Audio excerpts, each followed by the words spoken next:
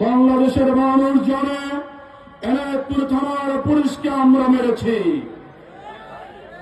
এনায়তপুর থানার পুলিশ আমাদেরকে নিয়ে বৈঠক করেছিল।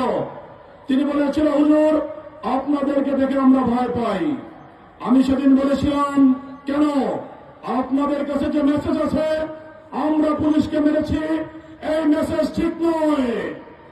আপনার পুলিশ বাহিনী প্রথমে পূর্ব দিনে আওয়ামী সরকার নিয়ে একটা ভুল ডিসিশন নিয়েছিল, আমাদের উপরে বুলডোজার চালাবে, এবং 5 তারিখে প্রথম একটা মহিলা পুলিশের নেতৃত্বে দোতলা থেকে আমাদের উপরে গুলি চালায়। এটার প্রতিবাদে আমরা শুধু নয়, তৌহিদি জনতা, সর্বস্তরের জনতা বাধ্য হয় প্রতিবাদ করতে।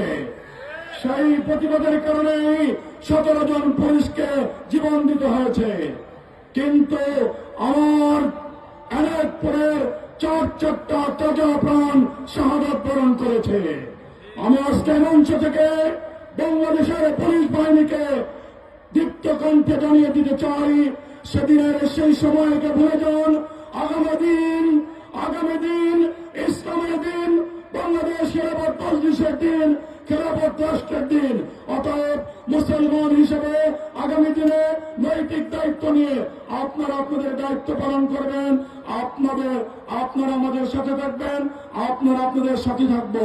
একথা বলেই আল্লামা মামুনুল হকের নেতৃত্বকে শক্তিশালী করার জন্য, মজবুত করার জন্য এক গণজোয়ার তৈরি করবেন, এই আহ্বান রেখে আমি আমার বক্তব্যকে শেষ করছি। ওমা তৌফিকি ইল্লা বিল্লাহ। আসসালামু আলাইকুম ওয়া রাহমাতুল্লাহ।